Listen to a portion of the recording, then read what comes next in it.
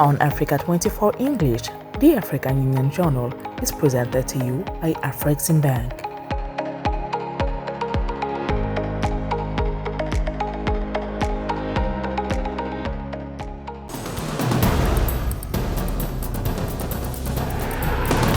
The need for water infrastructure in Africa far exceeds current funding. To meet a growing population, support economic development, and strengthen climate resilience, the continent will need to invest an additional $30 billion per year by 2030, according to experts. Ladies and gentlemen, thank you for joining us for this new edition of the African Union Journal. Reports and analysis to follow in a moment.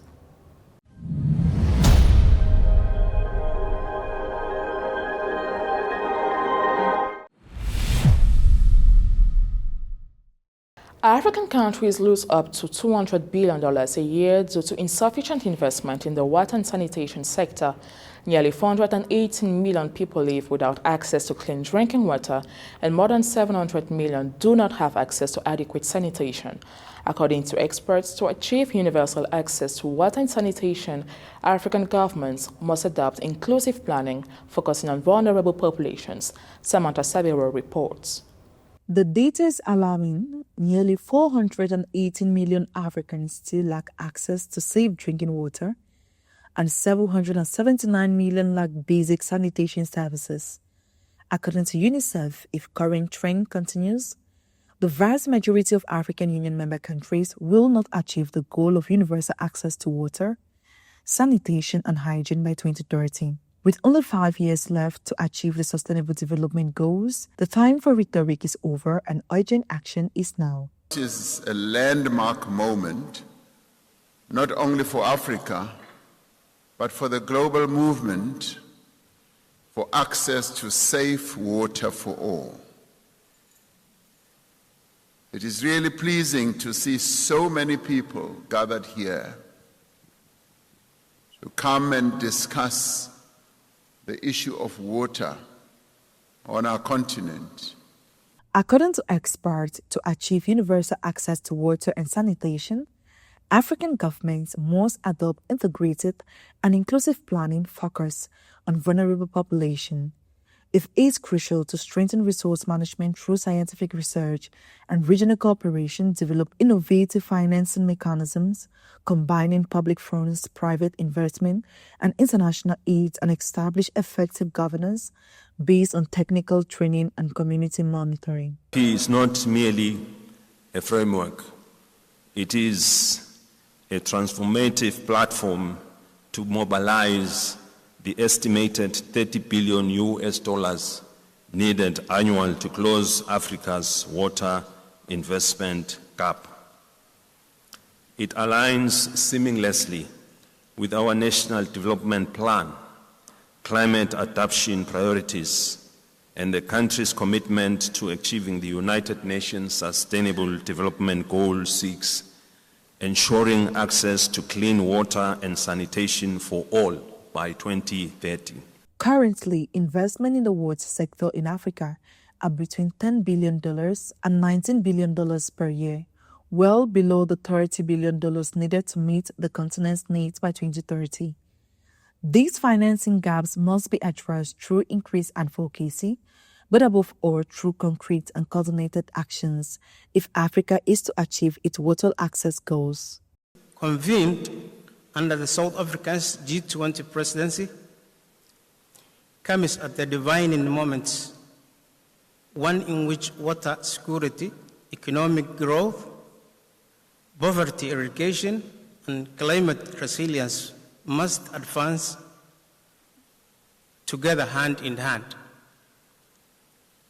Africa faces $3 billion annual water investment gap. This summit is not simply about discussions. It's about mobilizing real commitments, securing climate resilient water and sanitation projects, and ensuring that water becomes a driver of sustainable development and prosperity across the continent. Achieving universal access to safe drinking water in Africa by 2030 is a colossal but achievable challenge. It requires urgent, coordinated, and large-scale action ranging from mobilizing financing to concrete reforms, technological innovation, and regional cooperation. The time is running out. The only strong political commitment and determined implementation will make it possible to meet this vital challenge, experts warn. Africa faces an annual funding deficit of nearly $30 billion in the water and sanitation sector, a major obstacle to achieving Sustainable Development Goal 6. From August 13 to 15, 2025, African leaders, international partners and experts gathered in Cape Town and adopted the Cape Town Declaration on Water Investments, an ambitious roadmap aimed at mobilizing additional resources, attracting new investors, and gaining projects with climate financing. Between a health emergency, economic losses estimated at 5% of GDP, and the hope for a new water pact, the continent is now seeking to transform its commitments into concrete actions. Marie-Raphaël Antolo shed light on this topic. According to estimates by the African Union and the African Ministers' Council on Water, Africa needs to invest at least $45 billion annually in water and sanitation to achieve the Sustainable Development Goals by 2030, while less than a third of this amount is currently mobilized, leaving a gaping hole of approximately $30 billion each year. In an attempt to address this situation and deliver meaningful results, the African Union AIP 2025 Summit held from August 13 to 15, 2025 placed Africa at the center of the global water agenda. By giving visibility to concrete projects and adopting an ambitious roadmap, this summit sends a clear signal. The continent is no longer content to plead its case. It is proposing solutions and demanding results. We must treat water as critical, and not only for survival, but as a foundation for our economic transformation. Is an economic infrastructure. And we need to safeguard this critical resource from climate threat and also from inefficiencies. And the climate impact is costing Africa $200 billion a year. Among the measures already undertaken to reduce the financing gap for water and sanitation in Africa, on August 15, 2025, after 3 days of work, delegates to the African Union AIP Water Summit adopted the Cape Town Declaration on Water Investment, considering a pivotal step in the battle to close the sector's financing gap. This text aims to mobilize more domestic resources, create an attractive investment climate, develop innovative financial instruments, and align water and sanitation projects with climate financing. As the MDBs have jointly been committing an average of between 10 and $12 billion of financing annually in the water sector.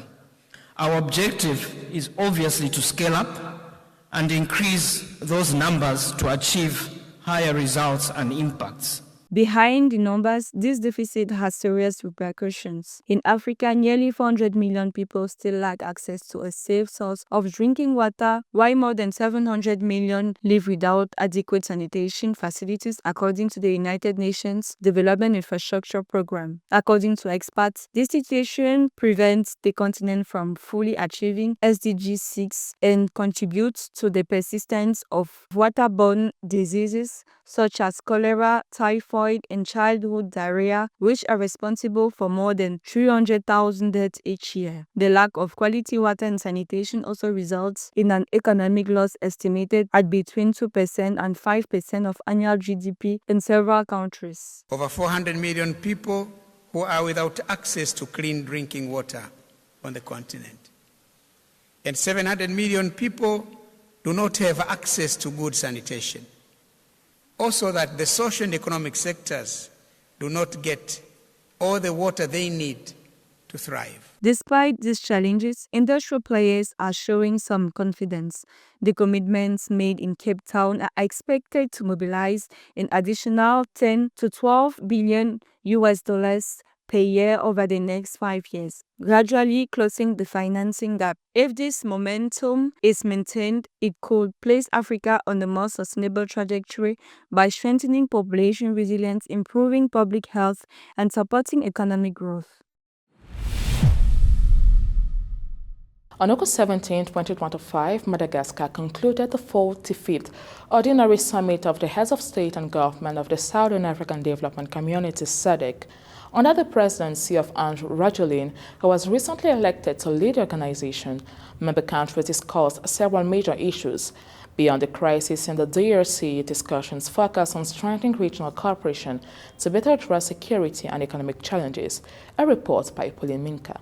At the close of the 45th Ordinary Summit of Heads of State and Government of the Southern African Development Community SADC on 17 August 2025, the outgoing president of the institution, Emmerson Mnangagwa, issued an urgent appeal to member states to strengthen regional cooperation. In a context marked by persistent security tensions and growing economic challenges, the leader emphasized the importance of regional solidarity in building a more resilient and prosperous SADC. Today marks a historic occasion. Today we celebrate a historic event, SADC Day. This day marks the beginning of a new era of unity, peace, solidarity, integration, and regional cooperation. Peace, solidarity, integration, and cooperation. In his speech, President Mnangagwa emphasized the need to strengthen collective security mechanisms, particularly in areas affected by instability such as Eastern Democratic Republic of Congo and certain regions of Mozambique. He praised the joint mediation and peacekeeping efforts carried out in partnership with the African institutions such as the East African Community. The role of SADC in consolidating peace. The role of SADC in consolidating peace, security, constitutionalism, and democracy is essential for a stable and secure Southern Africa in order to attract investment. We are positioned to attract investment.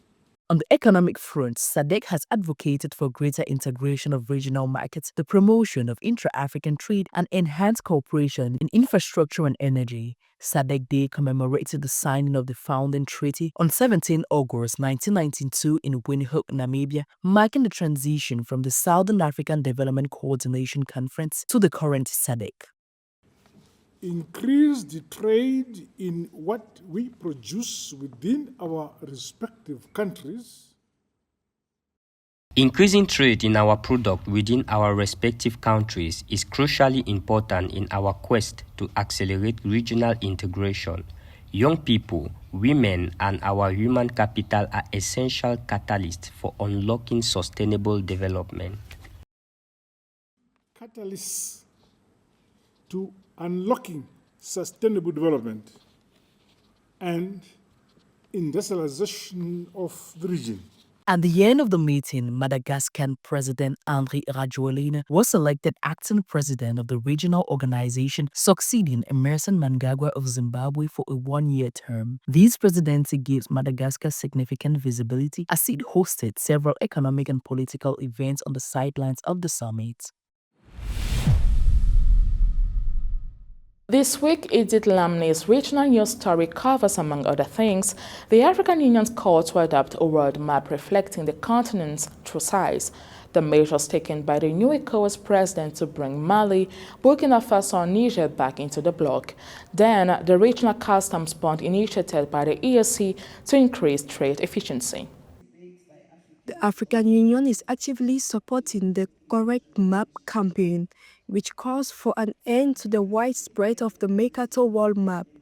This projection, designed in the 16th century for navigation, distorts the size of continents, shrinking Africa while exaggerating regions such as North America and Greenland. According to the AU, these distortions fuel stereotypes and influence education, media and public policy. The campaign proposes adopting the Equal Earth projection, which more accurately represents countries' actual size, and integrating it into African school curricula and international institutions. The AU emphasizes the importance of restoring Africa to its rightful place on the global stage and encourages its 55 member states to support the initiative. Sierra Leonean President Julius Maada Bio, the current chairman of ECOWAS, has announced his commitment to reintegrate Mali, Burkina Faso and Niger into the West African bloc. These three countries withdrew in January 2025 to form the Sahel States Alliance. citing sovereignty and resistance to external interference. Julius Madabio is calling for reconciliation and strengthened partnerships to promote peace, trade, and free movement in the region, while supporting democratic transitions and regional stability. The East African Community has launched the EAC bond, a single customs bond allowing traders to secure all their goods between member states with a single guarantee. Currently deployed in a pilot phase in Uganda, Kenya, and Rwanda, this initiative aims to reduce costs, speed up borders crossings, and unlock nearly $2 billion in previously tied-up capital. The ESA bond is part of a regional digital framework integrating customs, banks, and cargo tracking systems to enhance transparency, limit fraud, and stimulate trade and employment in East Africa. In December 2024, President Joe Biden made a state visit to Angola, the first by a U.S. president in 9 years, highlighting the renewed commitment of the United States to Southern Africa. Since Donald Trump's return to the highest office, relations between the two regions have undergone a development that raises questions and challenges, but also opens up opportunities for mutually beneficial cooperation. The first dialogue forum between SADC senior officials and the United States, held on August 13, 2025 during the 45th SADC Summit, is a testament to this. Catherine Gombe reflects on these events. The ascension of President Donald Trump to the White House has raised concerns among the international community. It was in this context that the SADC USA Forum was held at the Ivatso International Conference Center, bringing together high-ranking officials from the member countries of the Southern African Development Community SADC and representatives from the U.S. State Department led by U.S. Assistant Secretary of State for African Affairs Melanie Higgins. The focus of the discussions was the continuation of the implementation of the second cycle of the SADC-USA Regional Development Objective Agreement 2023-2027, which covers agriculture, health, democratic governance, youth, environment, and energy. This considering the reduction of American aid to Africa, which amounted to nearly $4 billion in 2024.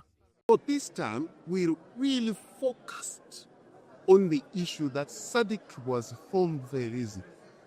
And SADC was formed from real conviction that Africa can make it, because it's born out of the frontline states, it's born out of shared blood, it's born out of shared trenches, and now it's time to build the pillar. Another issue raised during this forum was the travel ban, an American measure that prohibits the stay of nationals from countries considered non-cooperative in terms of security or diplomacy. In the SADC region, Angola and Zimbabwe have already been affected by these restrictions. On August 5, 2025, the U.S. launched a pilot program requiring a bond of up to $15,000 from applicants for tourist and business visa.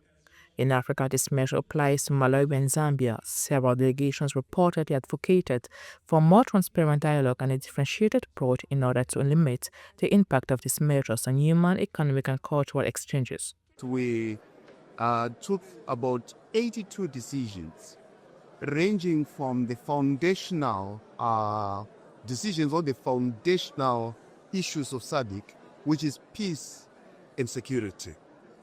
And we took decisions on infrastructure development. We took decisions on human capital issues. We took decisions that are really around integration. And the issue of visas, for example, that SADC countries should do away with visas, and we praise Zimbabwe, Seychelles, and Mauritius for having removed visa requirements for SADC. Relations between the SADC and the United States could be jeopardized in the future with the African Growth and Opportunity Act, which expires in September, being called into question. Indeed, today, Lesotho and Botswana tax debt of 7% on custom duties on textile, mining, and agri-food exports. On April 2, 2025, the U.S. announced a new trade policy that introduces reciprocal tariffs of 11 to 50% on all products imported from the SADC region, effective on April 9. In terms of exposure, these tariffs imposed on the SADC represent nearly 4.4% of SADC exports that are directed to the United States. That we're an integrated region that speaks and does the work because it is very important that we do what we write and we write what we do. For a broader perspective, experts believe that strengthening African economies through intra-regional trade is the key to preserving African economic interest. However, this does not rule out the possibility of states signing bilateral agreements with major foreign powers, although this option raises the vulnerability of many countries. From September 8 to 10, 2025, Addis Ababa, the capital of Ethiopia, will host the second African Climate Summit under the theme Accelerating Global Climate Solutions, Financing Africa's Resilient and Green Development.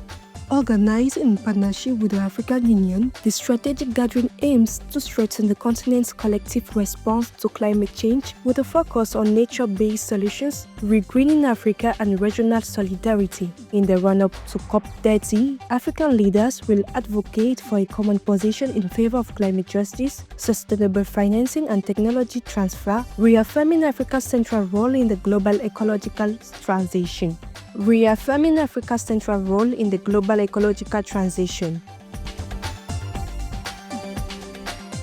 On October 14 and 15, 2025, London will host the AFSIC Investing in Africa Forum, a major platform for investors seeking to explore growth opportunities across the continent. The event will highlight investment-ready projects, facilitate strategic networking, and provide access to key tools such as Deal Book and the African Investment Dashboard. The goal: mobilize sustainable financing, drive development, and strengthen partnerships between Africa and global economic stakeholders. From November 20th to the 22nd, 2025, Accra will host the African Young Leaders Summit, organized by the Young Global Leaders Network, under the theme The Africa We Want by 2040. The event will bring together emerging African talents committed to governance, entrepreneurship, sustainability, and innovation. Objective: generate concrete ideas, strengthen young leaders' networks, and contribute to a shared vision for Africa's future.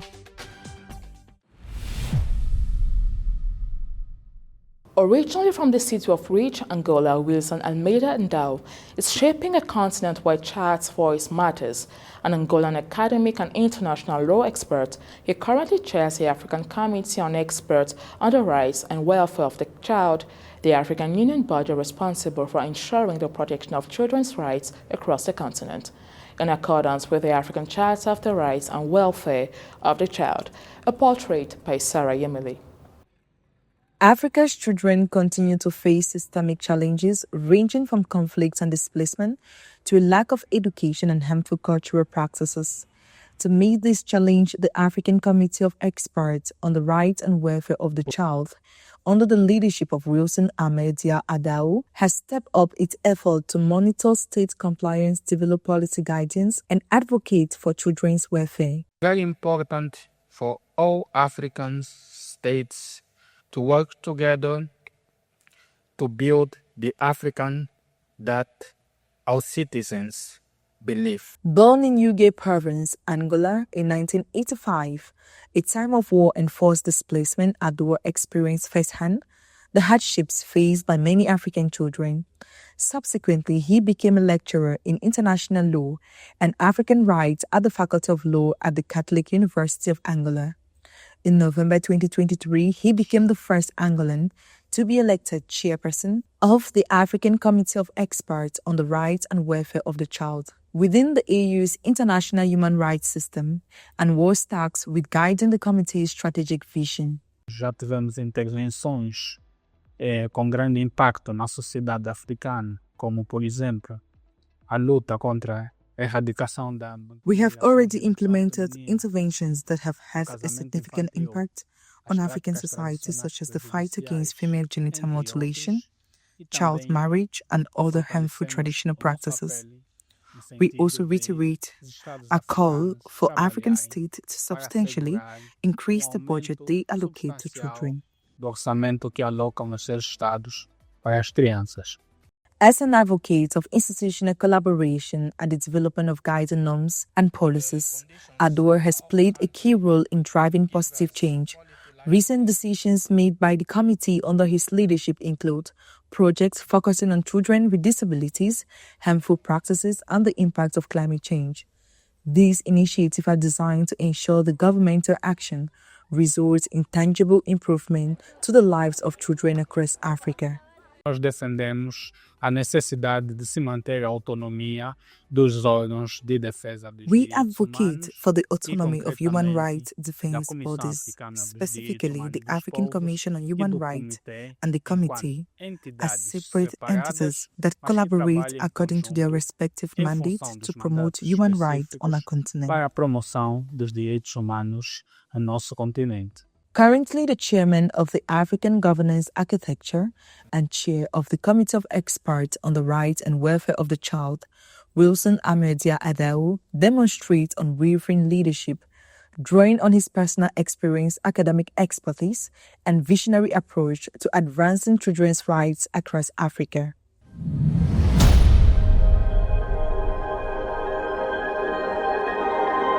Ladies and gents, this was the African Union Journal prepared by the entire editorial team. Thank you for watching it. Stay tuned to Africa24TV.com and the app MyAfrica24.